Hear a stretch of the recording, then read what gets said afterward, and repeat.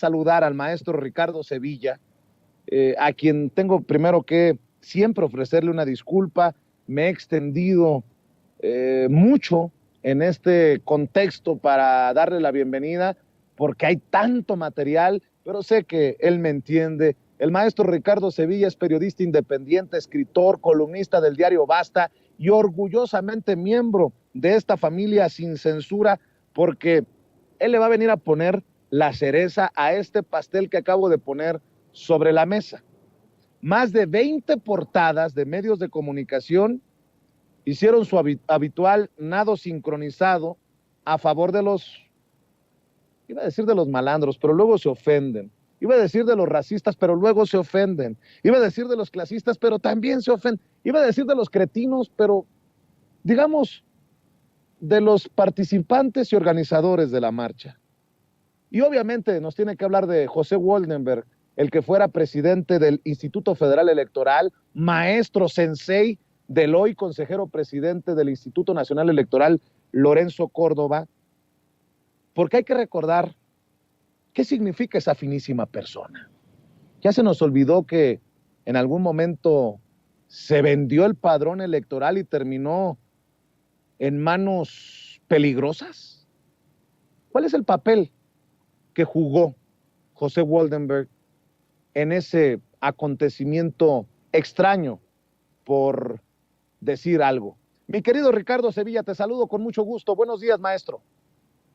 Buen día, querido Vicente, público memorioso, y sí, orgullosamente de formar parte de la familia sin censura, aunque se enojen los bots que todavía están ahí dando pataleos en las redes sociales. Aquí estamos en este medio de comunicación libre como el viento. No les digas racistas, no les digas clasistas, querido Vicente, diles luchadores sociales, como le gusta a Claudio X González que lo denominen, y es que son epígonos de Claudio X González, este sujeto que ya lo vimos en un video ayer que circuló en redes sociales, despreciando, desdeñando a una persona, a un adulto mayor que se acercó ahí para pedirle ayuda y le dijo, ahí te va una nadita, queriendo decir una lanita. Le dio un billete de 200 pesitos este personaje abyecto. Y es que a Claudio X González jamás le ha interesado defender el bienestar gremial y multitudinario. No, lo que a Claudio y a la élite que representa siempre le ha interesado es una sociedad sin oposición. Y esta élite no quiere oposición, Vicente, porque la oposición significa un peligro para sus privilegios. Pero ¿sabes qué? En el fondo, ellos saben perfectamente que esta élite es la auténtica amenaza, y lo es porque una clase social empeñada, obstinada en perpetuar sus privilegios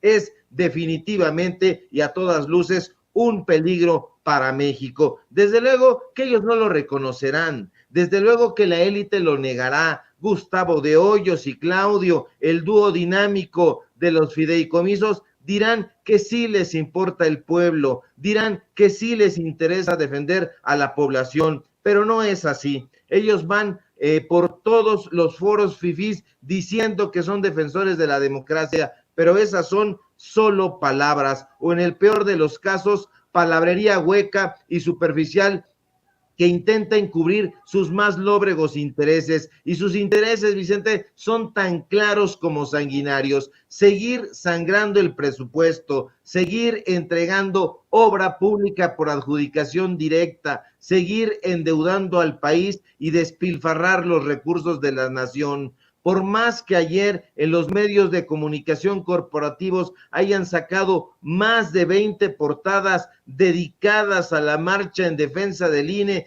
que está usted viendo en este momento en su pantalla, el pueblo no se chupa el dedo. El pueblo sabe perfectamente quiénes son los dueños de estos medios de desinformación. El pueblo sabe que no hay interés en develar reportajes de investigación. El pueblo sabe que detrás de esas portadas se ha invertido muchísimo dinero. Ya vimos cuánto cobran en Eje Central de Raimundo Rivapalacio, aquí se los pusimos. Ya vimos cuánto cobran en el Animal Político de Daniel Moreno Chávez, aquí le dimos los datos duros. Dinero que quién sabe, en una de esas, querido Vicente, podría haber venido del erario.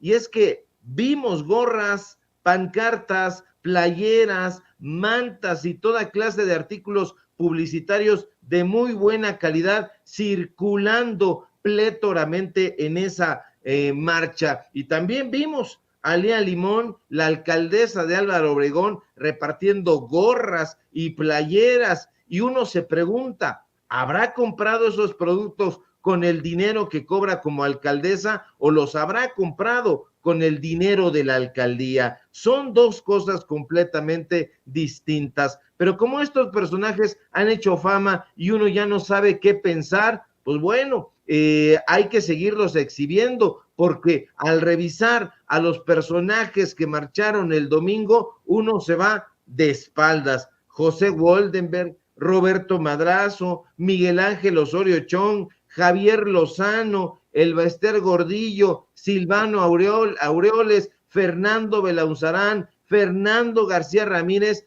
Caray, uno diría que se reunió ahí el Dream Team de la corrupción, la crema innata de los traidores a la patria, pero los columnistas de los medios de comunicación corporativos no hacen mención de la biografía de ninguno de estos tranzas, de estos trácalas, de estos racistas. Nadie habla de Pepe Woldenberg, este sujeto que actualmente es proveedor del Tribunal Electoral del Poder Judicial de la Federación, este personaje que fue puesto en ese cargo durante el priato, que lo soportaron ahí Carlos Salinas de Gortari, Ernesto Zedillo, este personaje que fue amigo de Fernando Gutiérrez Barrios, el primer presidente, consejero presidente del desaparecido IFE, transmutado ahora a Instituto Nacional Electoral. Quien no sepa, quien no recuerde la biografía de Fernando Gutiérrez Barrios, que le eche un ojito. Ahí están incluso los mismos televisos en Amazon Prime. Hicieron recientemente una especie de serie sobre Fernando Gutiérrez Barrios. Entonces, échenle un ojito y se van a dar cuenta quién era de los amigos de Pepe Woldenberg. Pepe Woldenberg, este personaje que se dejó, como bien mencionaste al principio, robar el padrón electoral y que contenía nada más ni nada menos que los datos personales de 58 millones de votantes mexicanos y mexicanas, y que de pronto fue a parar a una empresa estadounidense, a la empresa Choice Point. Ese es Pepe Woldenberg, ese personaje que el domingo dijo, no vamos a permitir que el padrón electoral se traslade a otras instituciones. Imagínate el descaro. No van a permitir que se traslade, claro, pero si hay $250,000 de por medio, puede ser que sí, que fue lo que costó esa transición de los datos de los votantes a Choice Point. Ese es Pepe Woldenberg. Pepe Woldenberg, que ahora está, después de haber criticado a Fernando Belauzarán en la huelga del 2000, ahora está gritando consignas con este porro, este personaje, Pepe Woldenberg, que ha dejado toda dignidad atrás y que ahora se retrata con Sandra Cuevas. Ese sujeto es el defensor, el ultradefensor de la democracia. Pero ¿sabes qué es lo peor, querido Vicente? Que estos personajes no quieren aceptar que son un atajo de rapaces. Tan ciegos los ha dejado su hambre de dinero que no se dan cuenta que el pueblo lleva tiempo reaccionando firme y vigorosamente a sus trastadas, a sus raterías, y López Obrador, aunque les duela, es la prueba más evidente de eso. A López Obrador, y él mismo lo ha reconocido, no lo puso un grupúsculo de personas ni una élite empresarial. A López Obrador lo colocó en esa posición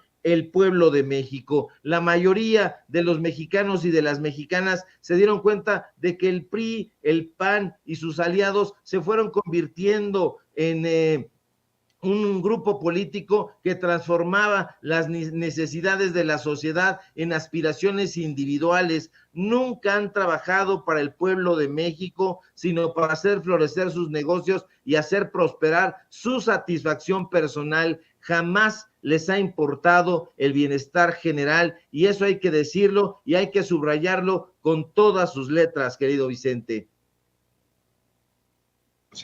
Mi querido Ricardo, somos muy críticos de los medios corporativos, y te voy a preguntar tu opinión acerca de esto que está circulando profusamente en redes sociales. Denise Merker deja en cosa de un mes y cacho la conducción del noticiero estelar de Televisa. Denise Merker sale de la circulación, deja este malherido noticiario que dejó Joaquín López Dóriga en su momento, en medio de especulaciones y escándalos. Denise Merker deja a partir del próximo 9 de enero la conducción de En Punto y se queda como productora ejecutiva. Y menciono esto no porque esté al pendiente de Televisa, sino yo pregunto desde tu perspectiva si crees que esto también abre la puerta, como lo he dicho en su momento, para que en algún momento regrese a México por la puerta grande un León Krause, hijo de Enrique Krause, hoy encargado del segundo noticiero más importante de Univisión, o el mismísimo Jorge Ramos, porque llega a la silla del noticiero más importante de Televisa, que hay que decirlo, tiene sociedad con Univisión y hasta con Google. Llega Enrique Acevedo, quien era el conductor de espacios en Univisión antes de que llegara León Krause.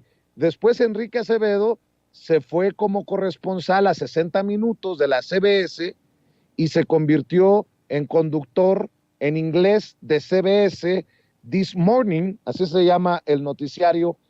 Yo te pregunto, ¿ante qué estamos? Algunos dicen, una chayotera menos. Yo tengo mis reservas para ir tan lejos, pero sí me llama la atención cómo empiezan a mover sus fichas. Pero bueno, eso es lo que hay, mi querido Ricardo. ¿Cómo ves así de bote pronto? Denise Merker se va porque ha sido una conductora gris. Denise Merker ha sido una pieza fundamental en los análisis que ha tenido ese medio de comunicación Televisa. La vemos sentada en tercer grado, la vemos conduciendo malamente ese noticiero. López Dóriga, pues siempre fue un tipo flamígero, antes de él Guillermo Ortega, Guillermo Ochoa, Jacobo Saludowski, etcétera, pero ella se va definitivamente porque no tiene rating. Imagina, tiene más rating un personaje al que habían corrido como Carlos Loret de Mola.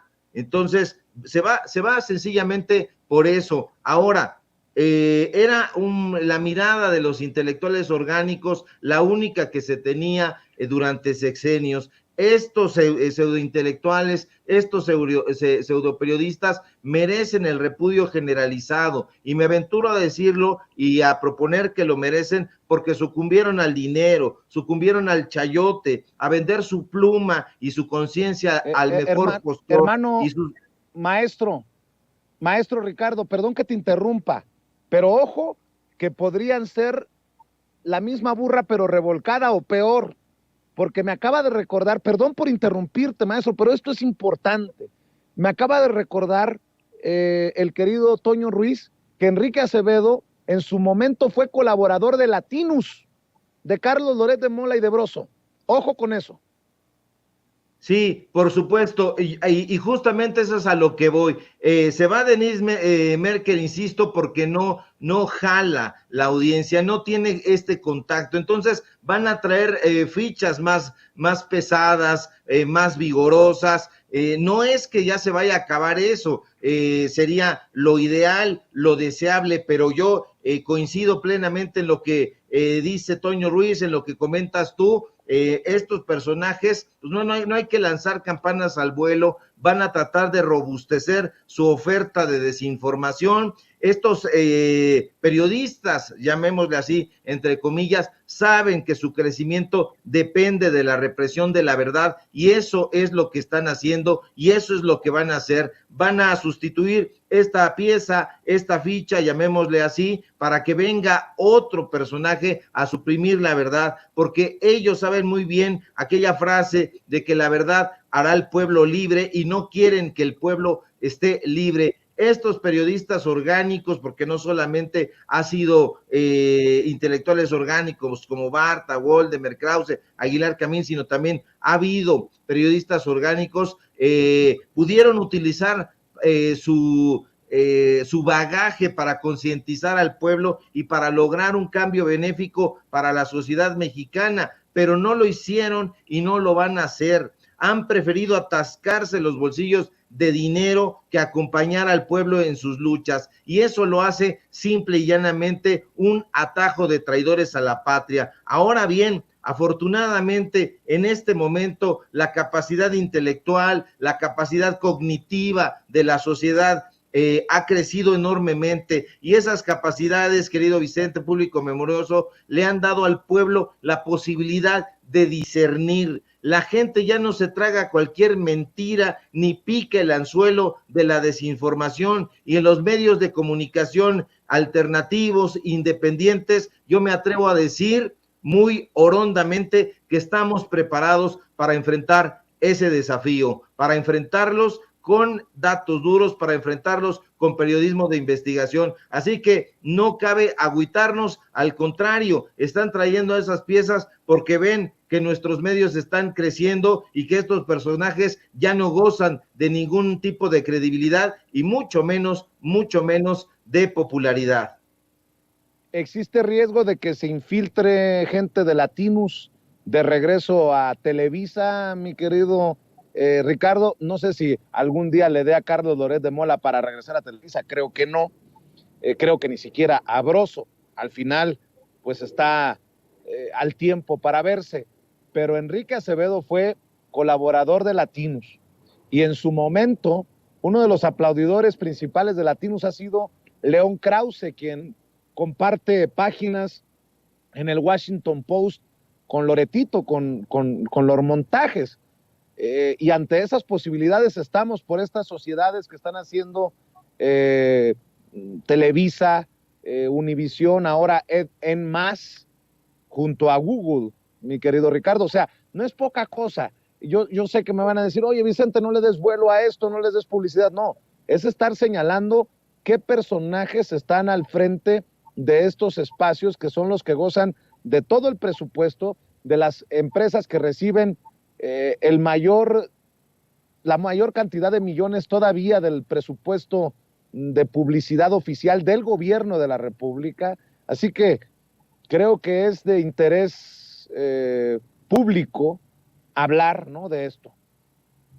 Por supuesto, no es menor, como tú bien apuntas, querido Vicente. Hay que estar muy alertas y hay que prevenir al público, a las audiencias.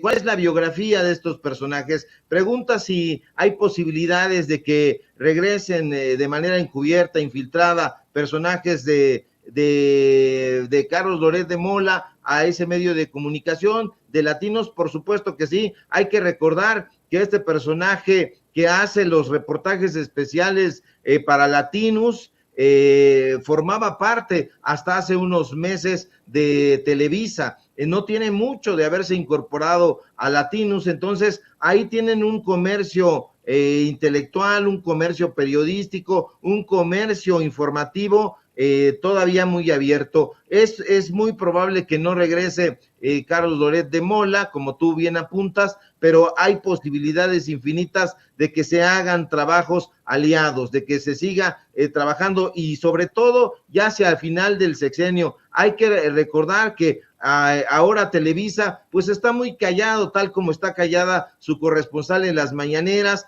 pero Televisa siempre va bailando y apostando a los que considera los mejores posicionados. Ahora está un poco callada porque está jugando a que está más o menos con el presidente López Obrador, pero no es así. Entonces, hacia el final del sexenio se van a robustecer las críticas y vamos a ver hacia qué lado tienden, pero es muy probable que vayan a tender siempre hacia los grandes corporativos, hacia los que digan los empresarios, porque a ese son siempre han bailado. Entonces yo coincido plenamente contigo, hay que estar muy atentos, no se trata de darle vuelo a esto, sino de alertar. Denise Merker se va, pero no se va porque ellos estén pensando en languidecer ese proyecto, sino al contrario, en robustecerlo, y este robustecimiento para ellos significa más desinformación, más fake news, más montajes y todo lo que estila el periodismo corporativo.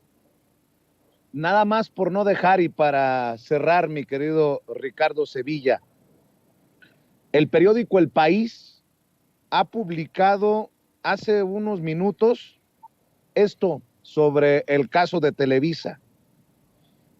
Hace declaraciones Enrique Acevedo, el que ocupará la silla grande que dejó en su momento López Dóriga, que en su momento dejó Saludowski y que está dejando Denise Merker. Dice Enrique Acevedo, el periodismo en México tiende a ser oficialista.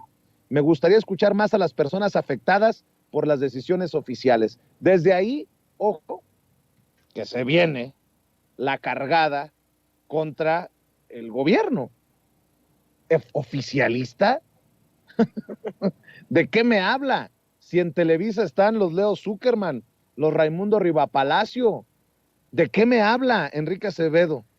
Dicen en el periódico El País, Enrique Acevedo se encargará desde el 9 de enero del principal informativo de Televisa, una de las cadenas en español más grandes del mundo, a sus 44 años. Dice este periodista mexicoamericano que la oferta le llegó por sorpresa. Desde Miami, donde vive, cuenta que estaba concentrado desde hace años en hacer periodismo en inglés para CBS como el primer corresponsal latino del prestigioso 60 Minutos. El ofrecimiento que le hicieron no es de los que se pueda dejar pasar fácilmente. El de las 22:30 es el noticiero más visto de la televisión abierta en México, con emisiones que promedian los 8 millones de espectadores cada noche según la empresa. El espacio fue considerado por décadas como un altavoz del poder y una herramienta de control y golpe a la oposición, un papel que ha tratado de cambiarse desde hace años. Acevedo comenzó su trayectoria en el periódico Reforma, para después viajar a Nueva York a realizar un posgrado de periodismo en la Universidad de Columbia.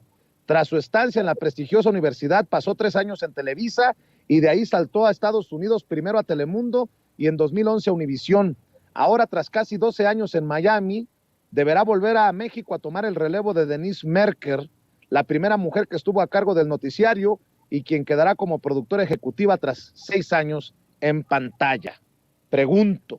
Solo pregunto por lo que leí del periódico El País.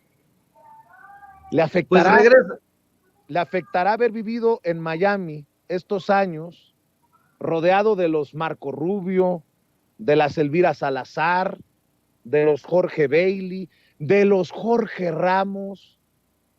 ¿Le nublará su visión para regresar a México y buscar ser objetivo e imparcial? Diría el príncipe de la canción José José, pero, en fin. Mi querido Ricardo, vamos a cerrar invitando a la gente para que amor con amor se pague, para que te apoyen en tus trincheras. Cierro con cualquier comentario, con cualquier opinión, mi querido Ricardo Sevilla.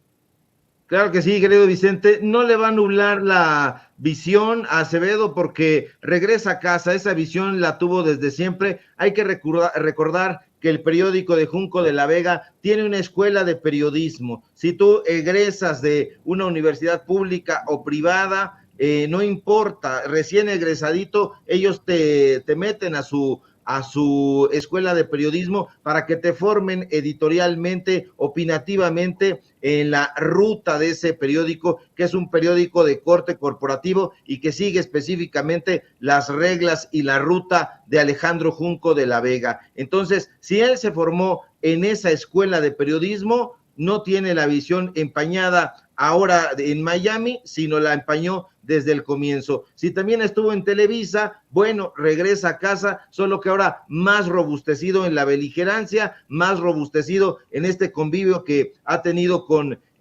Krause Jr., con Jorge Ramos y con todos estos personajes que forman parte de una grey periodística que está muy lejana del pueblo de México. Entonces yo creo que la gente va a estar muy alerta, a ella siempre le gusta buscar las biografías y se va a dar cuenta de que en el retrato de este personaje se va a encontrar con muchas cosas obscuras que lo vuelcan totalmente hacia la derecha, así que ya veremos cuál es la propuesta y a nosotros nos va a restar, querido Vicente, continuar con este trabajo tan vigoroso que estamos haciendo desde los medios de comunicación independientes y sobre todo con trabajo periodístico, informativo y de datos duros. Síganme por favor en mis redes sociales, en Twitter, @SevillaCrítico, en Facebook, Ricardo Sevilla, así nada más. En los datos duros, hoy tenemos informativo en punto de las 8:30, es Ricardo Sevilla, los datos duros. Síganme por favor en mi columna del diario Basta, ya la compartimos en redes sociales, y síganme por supuesto aquí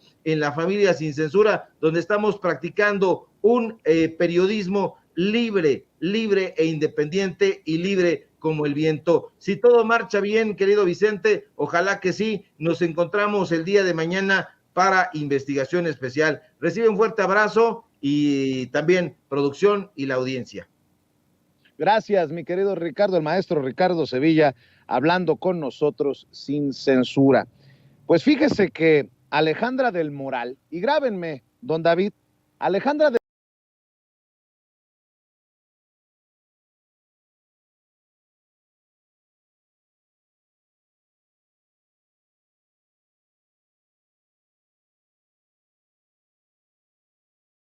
saludar con muchísimo gusto al periodista independiente, coordinador de Regeneración y colaborador de Polemón, al querido Jorge Gómez Naredo. Querido Jorge, ¿cómo te va? Hola, ¿cómo estás, Toño? Pues aquí muy contento de estar en Sin Censura. Contentos de tenerte aquí con nosotros. Hoy vamos a hablar de un tema muy interesante contigo, querido amigo. Vamos a hablar de cómo es que pues, el presidente López Obrador incluso se ríe al decir que a pesar de todo el dinero que han invertido, todo el poder que tienen los oligarcas, sus voceros, intelectuales orgánicos y alcahuetes, pues no han podido. Pero para darle contexto a todo esto, me gustaría que retomáramos algo que hace unos momentos planteó Vicente Serrano y que es importantísimo.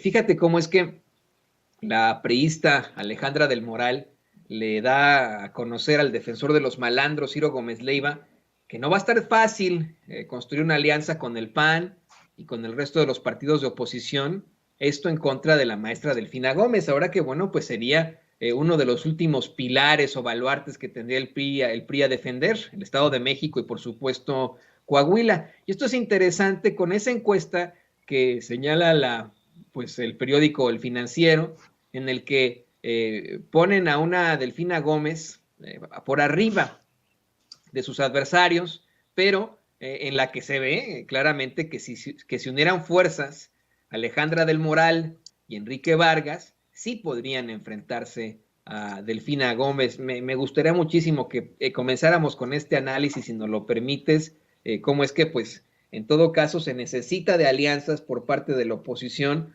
para poder enfrentar a los candidatos de Morena. Sí, a pesar de las marchas, a pesar de todo el dinero invertido, a pesar de todo lo que tienen, se necesita de mucho para poder enfrentar ahora a los candidatos de Morena.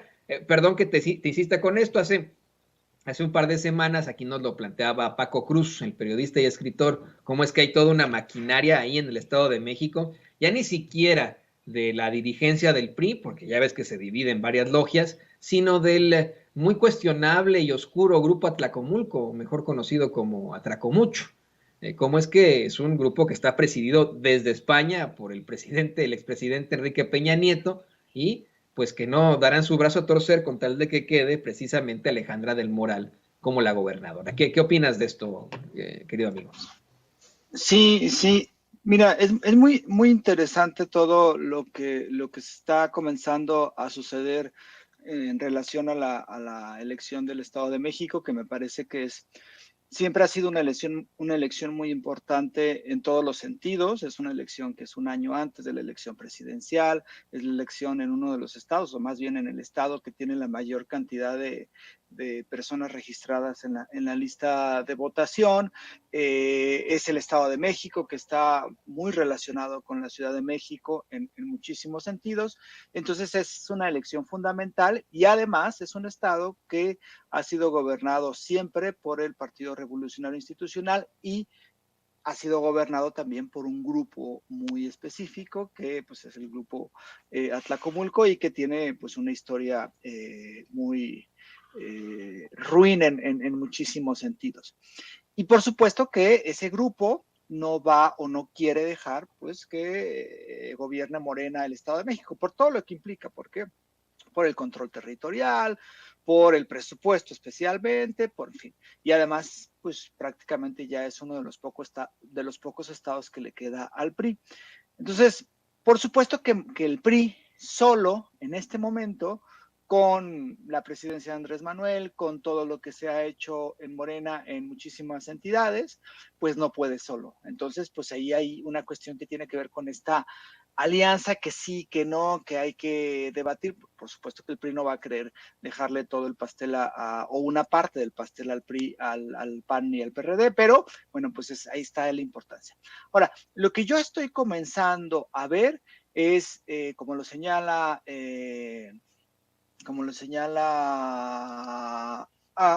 ¿quién lo señaló en Sendero? Arriola, como lo señaló Federico Arriola en el Sendero del Peje, pues que va a haber una maquinaria, no solamente la maquinaria que tiene digamos, su centro neurálgico en el Estado de México, que es la maquinaria de compra de votos, la maquinaria de hacer de campañas en territorio, ¿no? Que muy bien describió Bernardo Barranco para la elección del 2012, donde fue una de las elecciones más cochinas que haya habido en este país. Pero también hay una maquinaria que se va a empezar a echar a andar que es mediática. Y lo vemos muy bien en el caso de la encuesta del Financiero, porque hace unos días también Reforma sacó una encuesta donde pues se ve perfectamente que hay una diferencia muy amplia entre Morena y los demás partidos políticos. Pero, bueno, esto no quiere decir que la encuesta de Reforma sea buena, ¿no? Pero sí es que sería muy grotesco mentir. Pero el Financiero con Alejandro Moreno, que además Alejandro Moreno hasta hace algunos años era muy respetado, me parece, como encuestador, pero en las anteriores elecciones fue patético, ¿no? Diciendo que había ganado el candidato de cabeza de vaca en Tamaulipas, en fin, erró muchísimo en sus encuestas de salida y así ha dado una tendencia, me parece, a dar resultados muy erráticos. Pues ahora hace una encuesta donde pues ahora sí que hacen una maroma, porque dicen, sin candidatos, va por México, supera por primera vez a Morena en el Estado de México, encuesta del Financiero, ¿no? Y entonces juntan las percepciones de los tres partidos, así, y entonces dicen, no, pues entonces va a ganar la alianza, entonces si se alían van a ganar los partidos de oposición en el Estado de México, lo cual en esa misma encuesta pues se ve que todavía hay una gran diferencia de votos en cuanto de percepción de quién va a votar, en cuanto a la maestra Delfina y los demás y los posibles candidatos si fueran en alianza del PAN, PRI y PRD.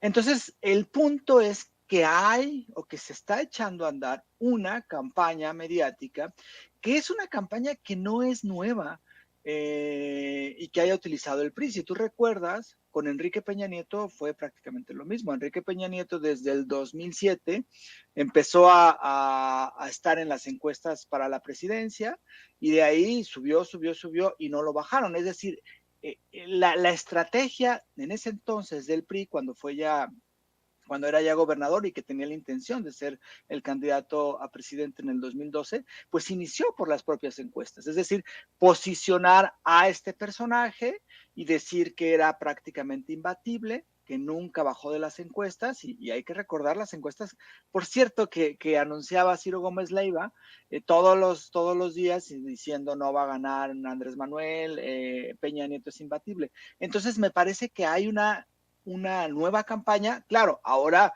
parte, ¿no? Desde abajo, pero es esta cuestión de que va ganando fuerza, entonces se está cerrando la elección.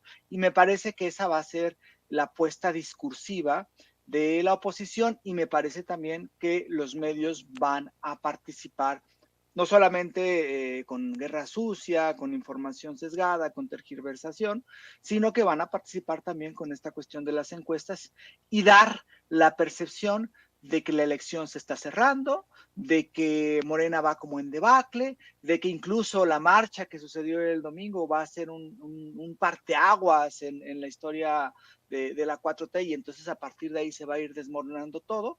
Y creo que es parte de la estrategia que vamos a ver en el Estado de México mediática, además de la estrategia que van a tener en territorio, que es pues esta maquinaria que todavía sigue teniendo el PRI en el Estado de México, para operar una elección donde busquen por todos los medios posibles impedir que la maestra Delfina Gómez gane la gubernatura de esa entidad. Si me lo permites, considero que ya despertaron a los monstruos, ya revivieron a los muertos, ya hicieron este tipo de situaciones desde antes. Y le pido a don David que nos grabe. No sé si viste un hilo publicado recientemente por Porfirio Muñoz Ledo. Mire, querido público consentidor, sigue hundiéndose él solo, Porfirio Muñoz Ledo. Ahora salió a exigir la renuncia de López Obrador otra vez, atribuyéndole perturbaciones psicológicas graves, híjole. Yo creo que el único perturbado aquí, gravemente, pues parece ser Muñoz Ledo. De hecho, ¿qué te parece si leemos parte de este hilo? Es un hilo corto que publica este cuate. Dice: la ciudadanía mexicana ha decidido defender al INE México y retomar la transición democrática. El presidente reaccionó con incoherencias e injurias desorbitadas, reveladoras de perturbaciones psicológicas graves. Debe renunciar conforme al artículo 86 constitucional. Vamos a exigirlo todos y en todas partes, dice Porfirio Muñoz Ledo. Me parece que está muy perturbado él, psicológicamente grave, si hablamos de situaciones así. Pero mira, querido Jorge, yo soy periodista, no soy psicólogo, ¿no? Esto me parece que uno lo podría decir simple y sencillamente al no ser neurótico, al ver lo obvio. Creo que el único perturbado aquí es Porfirio Muñoz Ledo, pero tiene mucha razón en eso de que estarán intentando garantizar esta oposición, en todo caso, a López Obrador, con una marcha en la que definitivamente pues, no llegaron a los números esperados, en la que definitivamente no fueron 1 millón, ni 800,000, ni 300,000, que se habla, sí, de unos 60,000 asistentes, y eso ya exagerándole muchísimo, y que en nada tiene pues comparativo con la realidad, con lo que plantean las encuestas, incluso de los medios de comunicación corporativos, incluso de un medio, una empresa demoscópica aquí en los Estados Unidos llamada Morning Consult, que le sigue dando a López Obrador aproximadamente el 70% de la aprobación del pueblo, y lo sigue estableciendo como el segundo líder a nivel mundial de mayor aprobación. Pero bueno, tenemos a políticos que hablan y acusan de lo que ellos son víctimas. Yo creo que el pobre Porfirio Muñoz Ledo es víctima, en efecto, de una perturbación psicológica grave. No sé qué opines tú, querido Jorge. Sí, leí el mensaje ayer de Porfirio Muñoz Ledo, lo cual me parece un exceso completo, y además pues hacer referencia al artículo 86 constitucional es absurdo, ¿no? Ahora, yo creo que eso ya demuestra mucho la decadencia de Muñoz Ledo, que hay que recordar que Muñoz Ledo pues fue durante muchos años un priista, fue dirigente, si no mal recuerdo, del PRI. Cuando hay este rompimiento entre el PRI neoliberal, ¿no?, que representaba Miguel de la Madrid, y por otro lado la corriente nacionalista, él pues salió junto con Cuauhtémoc Cárdenas, y pues ahí se granjeó, ¿no?, muchísimas simpatías, además de que pues siempre fue y ha sido una persona muy inteligente y muy perspicaz y con muchísimo conocimiento. Pero bueno, después de esta lucha hay una división con Cuauhtémoc y cuando gana Fox, pues él se va de embajador a la Unión Europea, es decir, gana la derecha y él pues agarra, ¿no? Toma un cargo. Entonces eso es una gran decepción. Bueno, no sé si era gran decepción, pero sí lo describió, ¿no? De cuerpo entero. Eso también motivó que muchísima gente de izquierda, de la gente que seguía a Cuauhtémoc Cárdenas y la gente que comenzó a seguir a Andrés Manuel, pues lo rechazara y él regresa y trata de unirse al movimiento López Obradorista. En 2006 recuerdo que en una asamblea ante un zócalo lleno, a él le gritan fuera, fuera, fuera cuando Andrés Manuel la anuncia como uno de los oradores. Prácticamente no pudo dar su discurso porque la gente lo abuchó y lo sacó. Y después, pues ahí participa, llega, por ejemplo, a la diputación, lo más reciente hace unos años, ya no es, pero pues se ve como lo que es, ¿no? O sea, un personaje que ya me parece que está en un momento en donde ya pues hay un desvarío con lo que él está planteando. Pero lo que me sorprende es que esta cuestión de la renuncia no fue una de las consignas, ¿no? En la marcha del domingo, pero no sé si hacia allá vayan, no sé porque en realidad tampoco son tanto, no es tanto tiempo, son ya 2 años, pero sí me parece que evidencia a un sector que odia, ¿no? En esta cuestión muy, muy irracional al presidente, pero sí, no, yo no escuché que fuera como una consigna, más bien era la consigna de que se muera, más bien era la consigna de que va contra la democracia y como una cuestión de prepararse para el 2018 más, para el 2024 más que la renuncia. Por eso, pues salta un poco esto de ¿cómo se llama? De Porfirio Muñoz Ledo, en una manifestación que fue hace creo que como 2 o 3 años, la primera de la derecha que no tuvo mucha fuerza, aunque la presumieron también como si hubiera tenido mucho impacto. Ahí sí creo que lo que exigían uno de los puntos era la renuncia de Andrés Manuel. Entonces, pues sí, me parece que esto evidencia a este sector desencantado, ¿no? Del presidente, pero que en realidad es un sector que está enojado porque no recibió lo que ellos pensaban que debían de recibir del gobierno de Andrés Manuel. Es totalmente el caso de Muñoz Ledo. Yo, más que en efecto ver esa perturbación psicológica grave que sufre, en todo caso Muñoz Ledo, más que hablar de situaciones de la edad, insistiendo en que los adultos mayores, nuestras personas de la tercera edad, tienen por supuesto toda la fuerza para continuar trabajando, echándole ganas y aportar con mucha fuerza a nuestra comunidad y nuestra sociedad. Creo que más que eso, más que este tipo de situaciones que enfrenta Porfirio Muñoz Ledo, pues es una inmadurez mental, ¿no? Una inmadurez terrible de pues no poder aceptar su realidad, no poder aceptar que él no haya conseguido ser el dirigente de Morena, no haya conseguido tener otro tipo de cargos, que termine su carrera política siendo pues diputado, ¿no? Hay como una diputación que le dieron ahí, como, pues ahí tienes, chavo, gracias por participar, ¿no? Así de sencillo.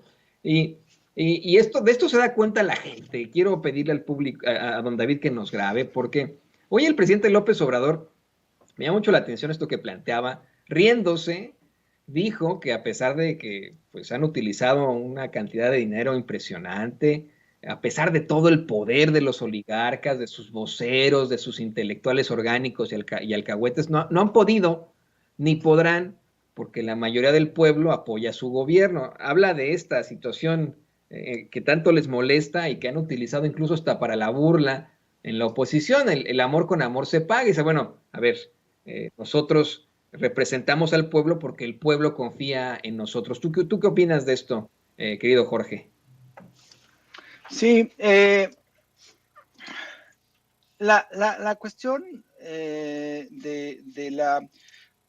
la relación que existe entre el presidente y la gente es un sentimiento que yo creo que debería de estudiarse muchísimo desde la academia. Esta cuestión de amor con amor se paga, las muestras de cariño, porque es un sentimiento muy interesante. La otra vez hubo un video que creo que se hizo muy viral, en donde había un señor que le regalaban, ¿no?, un cartón de la imagen de la efigie de Andrés Manuel López Obrador, que lo volteaba a ver y que se ponía como muy contento, se levantaba, era como su cumpleaños, era como el regalo que le habían dado, se levantaba y lo abrazaba, ¿no?, al presidente.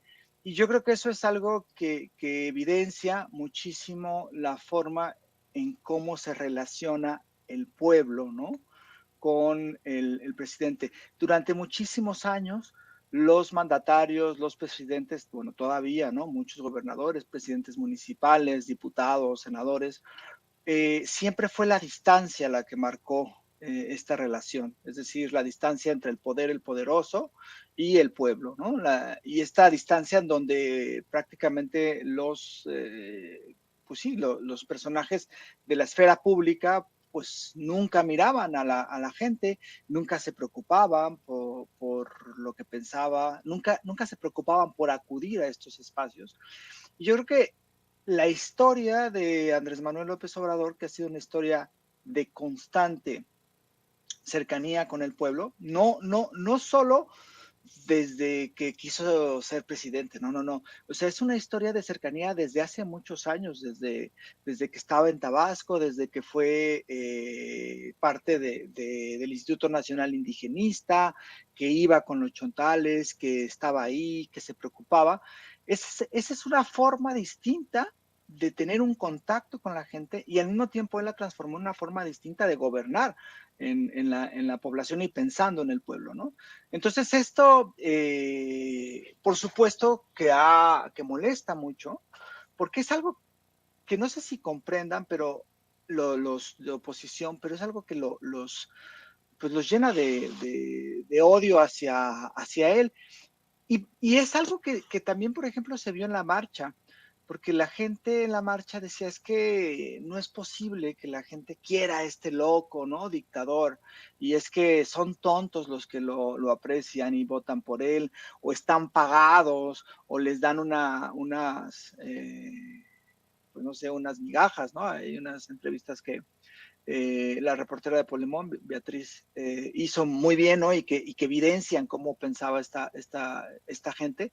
Y yo creo que esa es una relación que no comprenden y que creo que es esta parte fundamental del gobierno de Andrés Manuel, que es su cercanía con el pueblo, su cercanía con la gente y este sentimiento que al final, pues hablamos, ¿no? O sea, la política también tiene que ver con sentimientos, la política tiene que ver con razón, pero también tiene que ver con sentimientos y yo creo que hay una cuestión muy importante en ese sentido. Y por supuesto la oposición se burla en todo ello, pues de esta fortaleza que me parece que tiene el gobierno de Andrés Manuel. Así es una estrategia que se ha utilizado en otros momentos históricos y que no a muchos líderes les ha funcionado el mantenerse cercanos al pueblo por precisamente la hipocresía que caracteriza a muchísimos políticos.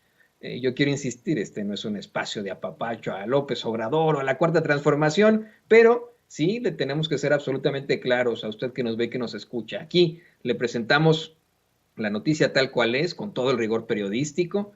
Buscamos llevar a la verdad con justicia, pero nuestros comentarios son subjetivos y están cargados de ideología. Nosotros, por supuesto, que tenemos ideología y se vale en el periodismo. Se vale muchísimo el periodismo militante. De otra forma, no se podría, pues vamos, contar con serios procesos históricos de México y del mundo. Y por eso yo lo digo con todas sus letras. Hay una diferencia absoluta entre el político de carrera, ese político al que estamos acostumbrados, y Andrés Manuel López Obrador. Es un personaje que, aunque les duela mucho, yo me sostengo en lo que digo, pues ningún periodista, ni los que lo odian, como Carlos Loret de Mola, le han podido encontrar, pero mire, ni un ápice de corrupción, así de sencillo, y que en efecto pues hace lo que dice, ¿no? En efecto trae una cartera con 20 pesos en la cartera, no trae tarjetas de crédito, dice que nunca ha tenido una, todo se lo administra la esposa, a mí también, no vaya a estar, mi esposa también me administra todo,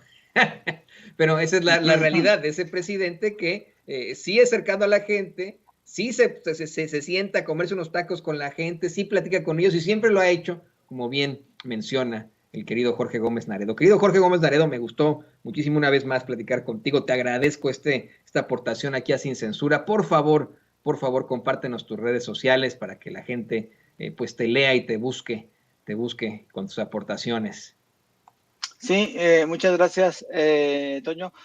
Sí, yo estoy participo en Polemón, polemón.mx es la página y sus redes sociales son Revista Polemón, tanto en Facebook como en Twitter.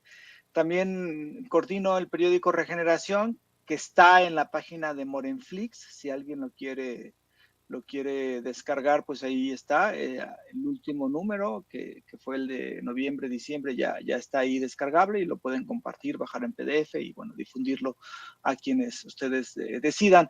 Y bueno, yo estoy en Facebook como Jorge Gómez Naredo y en Twitter estoy como JG Naredo. Y bueno, pues ahí estamos. Y los lunes generalmente participo en un programa en Capital 21, que creo que es una televisora que está haciendo muchas cosas muy interesantes, ¿no? Entonces ahí generalmente los lunes estamos discutiendo pues temas de coyuntura, ¿no? Desde un punto de vista crítico y también para hacerle frente pues a prácticamente pues todos los medios de comunicación privados, ¿no? que tienen un discurso y que creo que a partir de la marcha del domingo va a ser mucho más grotesca su forma de atacar a todo lo que huela a Andrés Manuel López Obrador. No, ha ido incrementando y ha estado terrible, pero aquí seguiremos con mucho gusto ante la guerra de las narrativas. Querido Jorge, ahí lo tiene usted, periodista independiente, el coordinador de Regeneración y colaborador de Polemón, el querido Jorge Gómez Naredo, aquí en Sin Censura. Y hablando de Polemón...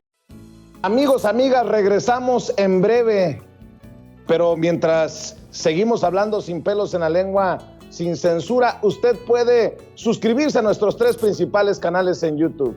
Sin Censura Media, en donde tenemos más de 1.600.000 suscriptores, Sin Censura TV, en donde tenemos más de 1 millón de suscriptores, y en Sin Censura Presenta, en donde queremos llegar muy pronto a los 100,000 suscriptores. Si usted ya está inscrito en Sin Censura Media, suscríbase en Sin Censura TV. Si ya está suscrito en Sin Censura TV y Sin Censura Media, suscríbase a Sin Censura Presenta. Recuerde que es gratis, no tiene que sacar un solo centavo de su bolsillo para apoyarnos. Dele clic en la campanita para que los señores y señoras de YouTube envíen las notificaciones cuando estemos transmitiendo en vivo y en directo o estemos subiendo videos.